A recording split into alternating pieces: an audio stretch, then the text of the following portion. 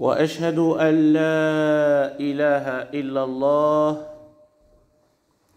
واشهد ان محمدا عبده ورسوله بلغ الرساله وادى الامانه ونصح للامه وتركها على المحجه البيضاء ليلها كنهارها لا يزيغ عنها إلا هالك. إن أصدق الحديث كتاب الله وخير الهدي هدي محمد بن عبد الله صلوات الله وسلامه عليه. أحباب رسول الله. Chers frères, chères sœurs, aujourd'hui, Inch'Allah, nous allons parler de notre rapport à ce bas monde, mais également notre rapport à l'argent, qui est considéré comme le nerf de la guerre. Allah Azza wa Jal, il nous a créés et il connaît parfaitement bien ce qu'il a créé. Allah Azza wa Jal a fait un témoignage sur l'être humain pour nous faire savoir, nous les humains, qui nous sommes réellement vis-à-vis de ce bas monde et vis-à-vis de l'argent, de la fortune, des biens matériels de ce bas monde. Allah Azza wa Jal nous dit « Innal insana لربه لكنود وإنه على ذلك لشهيد وإنه لحب الخير لشديد. » Qu'est-ce que cela veut dire? Allah Azza wa Jal nous dit l'être humain il est ingrat. Certes, pas tous les êtres humains sont ingrats, mais la plupart des êtres humains sont ingrats. Et l'ingratitude, c'est comme si elle est innée chez l'être humain. Nous devons travailler ce vice ou ce défaut en nous pour être reconnaissant envers Allah Azza wa Jal. Et puis le Coran nous dit wa innahu ala dhalika la shahid. Nous-mêmes, nous pouvons témoigner qu'on est ingrat. C'est le Coran qui le dit. Que l'être humain peut même témoigner qu'il est ingrat. وَإِنَّهُ عَلَى ذَلِكَ لَشَهِيدٌ وَإِنَّهُ لِحُبِّ الْخَيْرِ لَشَدِيدٌ. Mais son amour pour l'argent, parce que le khayr ici est traduit par nos savants par l'argent, les biens de ce bas monde, les biens matériels. Il dit l'être humain est amoureux de l'argent. Pas seulement amoureux, mais il a un amour incommensurable de l'argent. وَتُحِبُّونَ الْمَالَ حُبًّا جَمًّا. Tellement vous aimez l'argent. Et c'est pour cela, les Arabes, dans la langue arabe, le mot mal a une signification particulière, d'où la richesse de cette langue. Al-mal, c'est l'argent. Ça vient de quel mot? Ça vient de mala, pencher, s'incliner.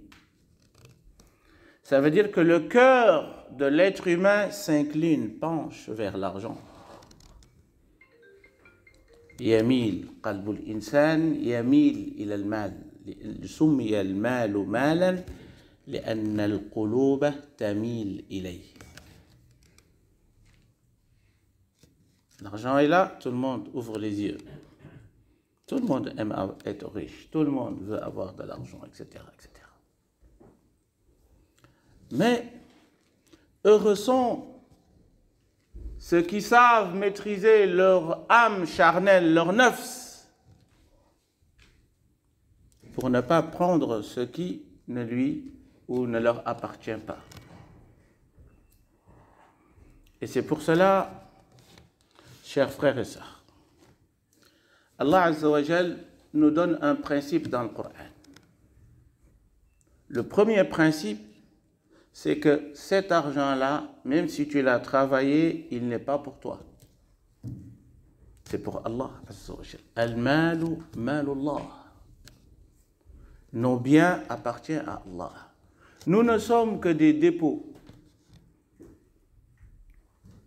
Des dépôts.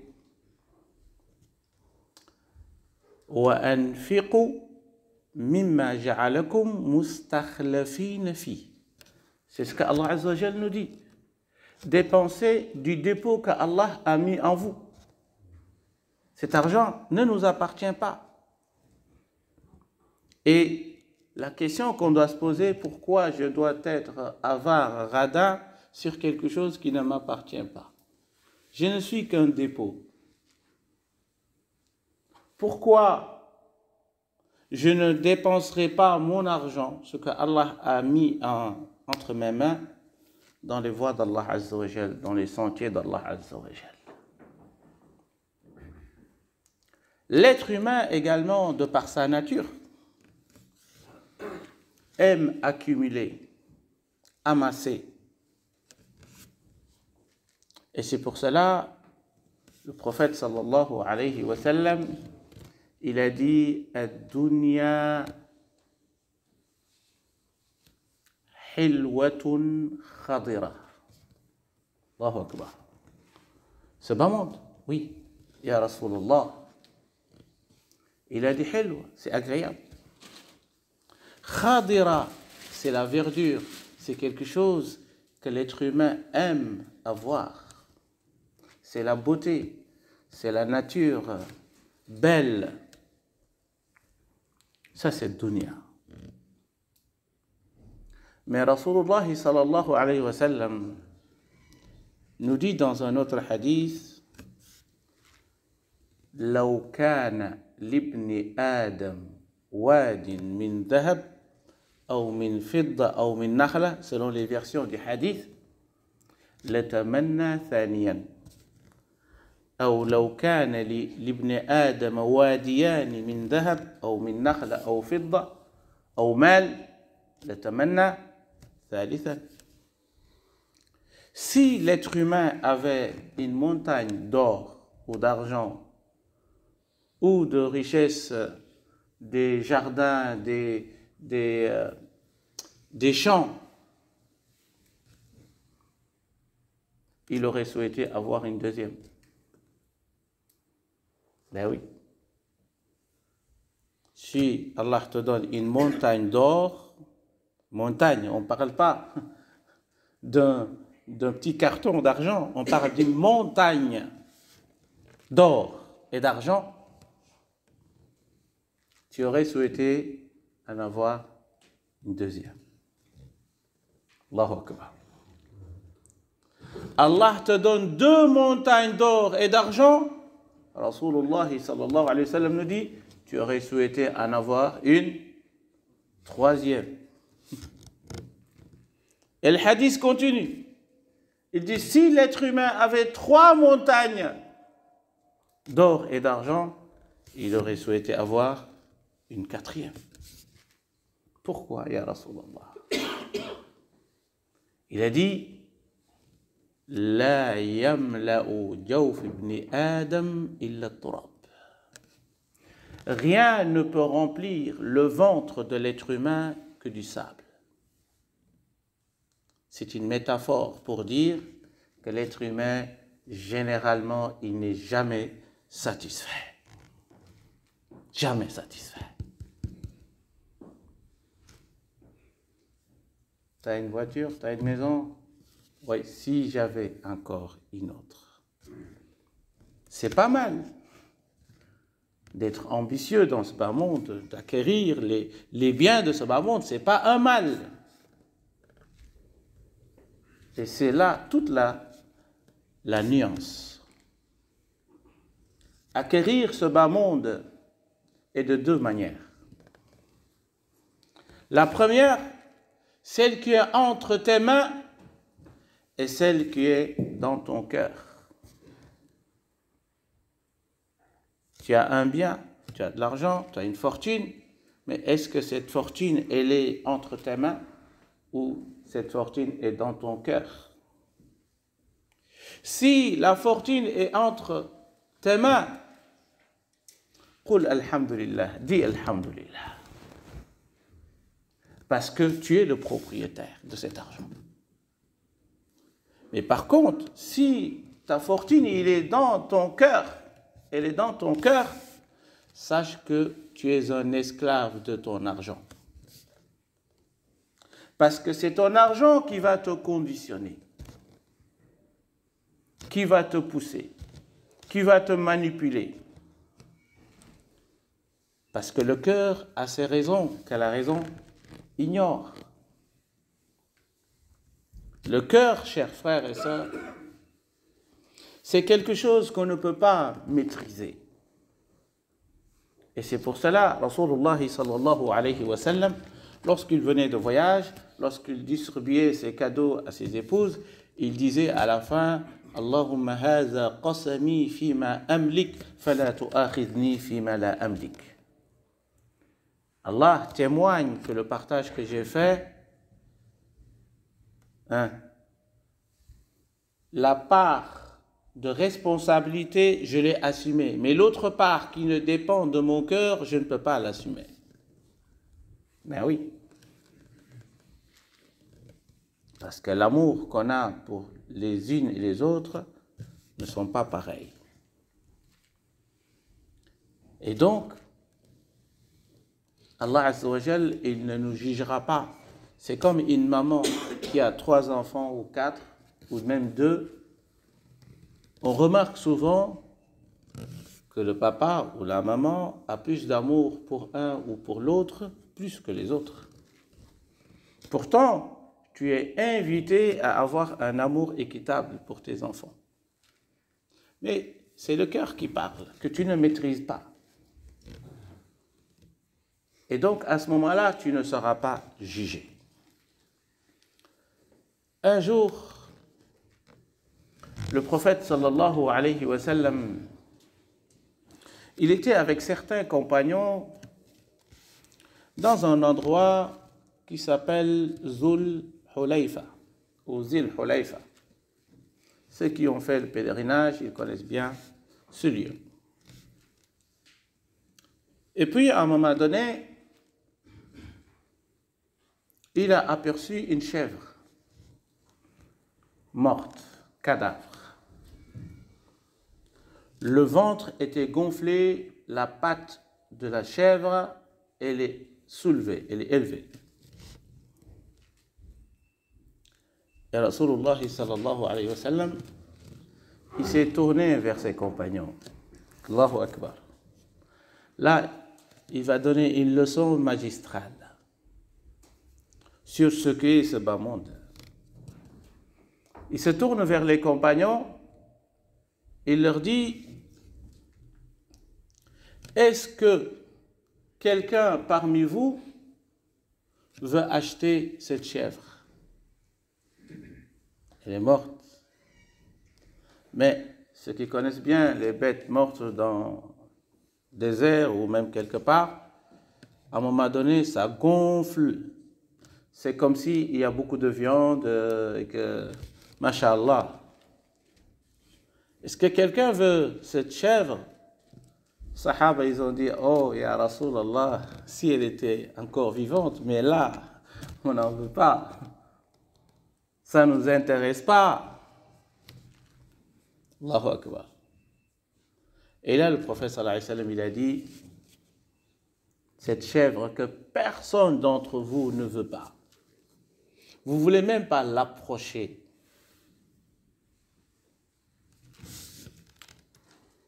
Elle est beaucoup plus abominable que ce bas monde.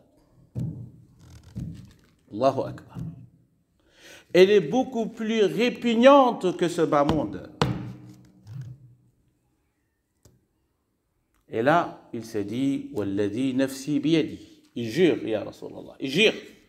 Il dit quoi? Law kana libni Adam wadiyan min dhahab, ou wadin min dhahab. Si l'être humain avait une montagne d'or ou d'argent, il aurait souhaité. C'est cela le contexte du hadith. Et c'est très important. Et c'est pour cela que le poète arabe, il a dit وَمَا قَضَى أَحَدٌ مِّنْهَا لُبَانَتَهُ وَلَا انْتَهَى أَرَبٌ إِلَّا إِلَى أَرَبٍ. Allahu Akbar. Ça c'est Al-Mutanabbi. Le poète qui s'est autoproclamé prophète, tellement qu'il est fort et doué dans la poésie, dans la littérature arabe, on l'a surnommé Al-Mutanabbi, c'est lui qui s'est autoproclamé prophète. Parce qu'il avait dit des vers pour dire qu'il est même le meilleur homme sur terre, tellement qu'il est doué. سيعلم الجمع ممن ضم مجلسنا بأنني خير من تسعى به قدم. C'est ce qu'il avait dit. Tous qui vont assister à mon assemblée sauront que je suis le meilleur ou la meilleure personne qui marche avec ses pieds. Le meilleur être humain qui marche avec ses pieds. Ça veut dire quoi? Ça veut dire qu'il est meilleur que le prophète sallallahu alayhi wa sallam. Parce que le prophète, il a des pieds, il marche avec ses pieds. Qu'est-ce qu'il nous dit? Il nous dit Fama ou wama qada ahadun minha lubanatahu. Dans ce bas monde, chers frères et sœurs, il n'y a personne sur terre qui aura réussi à réaliser tous ses projets sur terre. C'est impossible. Impossible. Impossible. Tous ces projets sur terre. C'est impossible. Chaque fois que tu réalises un projet, il y a un autre projet qui se dessine, qui se profile devant toi. Regardons la vie ensemble. On est enfant, on étudie. Notre projet, c'est quoi? Terminer nos études. Je termine mes études. Et quoi d'autre? Je veux trouver un travail. Inch'Allah, Allah te donne un travail. Et puis, tu as trouvé un travail. Tu pries tous les jours. Allah, donne-moi un travail. Allah t'a donné un travail. Allez, bismillah. Quoi? Je veux me marier. Allahu Akbar. Ok, Allah te donne une femme ou un mari. Bismillah. Quoi d'autre? Je veux une maison. Ok. Allah te donne une maison. Quoi d'autre? Je veux une voiture. Bismillah. Allah te donne une voiture. Quoi d'autre? Si madame aussi, ou si mon fils avait encore une deuxième voiture, ou bien une voiture au pays, quand je vais en vacances, une villa, et puis. Donc les projets, un magasin, et puis après, deuxième magasin, troisième magasin. Oui, le Colruyt ne m'appartient, comment ça s'appelle encore, Lidl, ou je ne sais pas l'autre. Le magasin, il me faut un magasin sur telle rue, etc. Parce que les gens riches, en mourant, ils sont telle place. C'est comme ça. Subhanallah. Vous savez, je ne vais pas donner le nom du métier d'une personne. C'est un ami à moi. Il est venu me dire une fois, tu vois, Cheikh, alhamdulillah, j'ai réussi ma vie. J'ai dit, ok, je t'écoute. Et quoi d'autre? Il m'a dit, écoute, alhamdulillah, j'ai 2-3 maisons, 2 immeubles, 3, et voilà, je gagne beaucoup d'argent, je suis un homme respecté, etc., etc. Allahu Akbar. Pour lui, c'est fini, c'est terminé. C'est l'homme heureux. Et quelques jours après, subhanallah, il vient me voir. Quelques jours, hein. Qu'est-ce qui s'est passé? Monsieur n'est plus heureux. Il n'est plus heureux du tout. Qu'est-ce qui s'est passé? Parce qu'il a des problèmes avec son épouse et maintenant, c'est les tribunaux. Et là, apparemment, on va scinder ses biens et que monsieur avait allé chercher madame au pays. Madame n'est même pas encore là pour 2 ans et les problèmes commencent. Maintenant, monsieur n'est même plus respecté parce que ses secrets personnels du couple sont divulgués même dans son lieu de travail. Monsieur ne peut plus même voir ses collègues. Tant qu'on est dans ce bas monde, chers frères et sœurs, il ne faut jamais être dans l'assurance. Demandez à Allah Azza wa Jal qu'il vous donne l'assurance, qu'il vous donne as-sakina wal-itmi'nan fil qulub et la satisfaction. Les problèmes peuvent venir. Demandons à Allah Azza wa Jal pour qu'il nous en préserve. Et c'est pour cela que ce bas monde est khadda'a, kha'ina. Ce bas monde nous réserve de la traîtrise, nous réserve des surprises. Parfois elles sont bonnes, parfois elles sont malheureuses.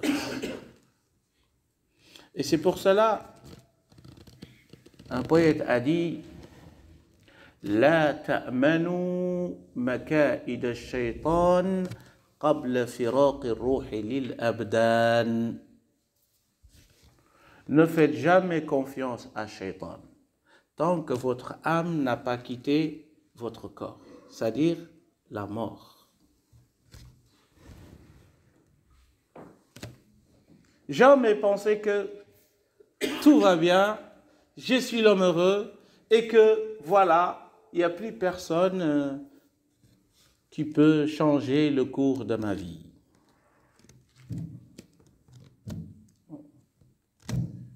La vie, chers frères et sœurs, elle est éphémère.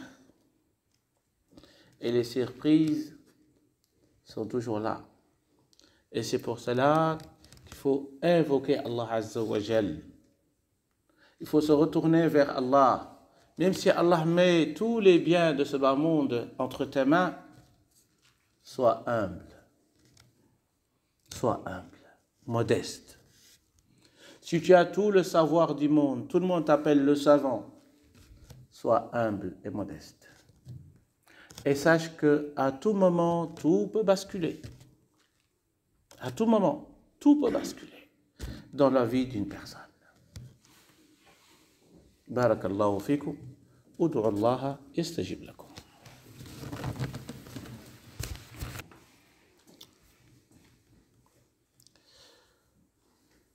Ce qui est le plus dangereux, c'est que l'argent que Allah a mis à notre disposition et qui ne nous appartient pas. Et là, je parle des deniers publics, je parle de l'argent des associations, l'argent des mosquées, l'argent des entreprises qui ne vous appartiennent pas ou qui vous appartiennent, mais vous êtes associé à quelqu'un d'autre. Il faut savoir que ce n'est pas un butin pour vous. Il ne vous appartient pas, ça veut dire que vous n'avez pas le droit de faire ce que vous en voulez ou ce que vous voulez. Surtout, l'argent qui appartient à un groupe. C'est pas parce que tu es le président, c'est pas parce que tu es le chef, tu peux en faire ce que tu veux. Non. Parce que ce n'est pas ton argent. C'est des gens qui ont fait confiance à ce groupe, ou à ce projet, ou à cette association. C'est pour cela qu'ils vous ont donné l'argent. Et donc l'argent ne vous appartient pas. Vous ne pouvez pas faire ce que vous voulez. Et le prophète sallallahu alayhi wa sallam, il nous dit « Inna rijalan yatakhawwaduna fi malillahi wa rasulihi » Allahu akbar. « Bighayri haqq lahumun nar yawm al-qiyamah » Ceux qui prennent l'argent, qui prennent les biens d'un groupe, d'une association, d'une mosquée, l'argent de l'État, pour les fonctionnaires, pour les banquiers, tous dans le même panier, vous êtes concernés. Si vous y prenez, Rasulullah sallallahu alayhi wa sallam nous dit, vous avez pris l'enfer, vous vous êtes enfoncés dans l'enfer. Que l'argent que vous avez pris, c'est du feu dans votre ventre, ici-bas et dans l'au-delà. L'exemple le plus poignant, chers frères et sœurs, un compagnon, je dis bien un compagnon, pendant la bataille de Khaybar, une bataille très violente entre les musulmans et les juifs de l'époque. Il y a un compagnon qui se battait. Il s'est donné à fond pendant la bataille. Et puis, à un moment donné, pendant la bataille, il a trouvé un manteau qui appartient au camp adverse. Il l'a pris avec lui. Normalement, il devait le remettre au prophète sallallahu alayhi wa sallam. Après la bataille, on distribue de manière équitable les butins. C'est comme ça. Lui, il l'a pris et il l'a gardé. Et puis, qu'est-ce qui s'est passé? Il a été tué, il est mort. Les Sahaba, juste après la bataille, ils se sont levés pour compter les martyrs. Subhanallah. Ils ont dit, Hada shahid, Hada shahid, Hada shahid. Celui-ci est un martyr, celui-ci est un martyr, celui-ci est un martyr. Arrivé chez ce monsieur-là, ils ont dit, celui-ci est un martyr. Le prophète sallallahu alayhi wa sallam, il a dit, Kalla. Non, non, non, il n'est pas un martyr. Allahu Akbar. Il s'est battu pour l'islam. Il a donné son âme pour l'islam. On l'a tué pour la cause de l'islam. Il n'est pas martyr. Subhanallah. Qu'est-ce qu'il a fait? Il a pris un manteau durant la bataille, qui ne lui appartient pas. Et Rasulullah sallallahu alayhi wa sallam, il dit, Inni ra'aytuhu finnar. Je l'ai vu en enfer. Allahu Akbar. Pourquoi? Pour un manteau. Allahu Akbar. S'il a donné sa vie, mais s'il s'est battu, il était dans le bon rang, dans le bon groupe, avec une bonne niya, mais avec une action, c'est ce qu'on appelle al-ghal. Il a volé quelque chose qui ne lui appartient pas, qui appartient à un groupe. C'est différent quand tu voles une personne et quand tu voles à un groupe. C'est différent. Quand tu voles l'argent de l'État ou l'argent d'une mosquée ou d'une association, c'est pas la même chose. Là, c'est beaucoup plus grave. Allahumma hadina fi man hadayt, wa afina fi man afayt, وتولنا فيمن توليت، واصرف عنا شر ما قضيت، إنك تقضي بالحق ولا يقضى عليك، إنه لا يذل من واليت ولا يعز من عاديت، تباركت ربنا وتعاليت. ربنا آت نفوسنا تقواها وزكها أنت خير من زكاها، أنت وليها ومولاها. ربنا آتنا في الدنيا حسنة وفي الآخرة حسنة وقنا عذاب النار. ربنا آتنا من لدنك رحمة وهيئ لنا من أمرنا رشدا. اللهم ارزقنا الحلال، اللهم ارزقنا الحلال، اللهم باعد بين قلوبنا والدنيا تباعد المشرق والمغرب. اللهم يا رب برحمتك نستغيث. البر لا يبلى والذنب لا ينسى والديان لا يموت. اعمل ما شئت كما تدين تدان. إن الله يأمر بالعدل والإحسان وإيتاء ذي القربى وينهى عن الفحشاء والمنكر والبغي يعظكم لعلكم تذكرون. اذكروا الله يذكركم واستغفروه يغفر لكم. بارك الله فيكم.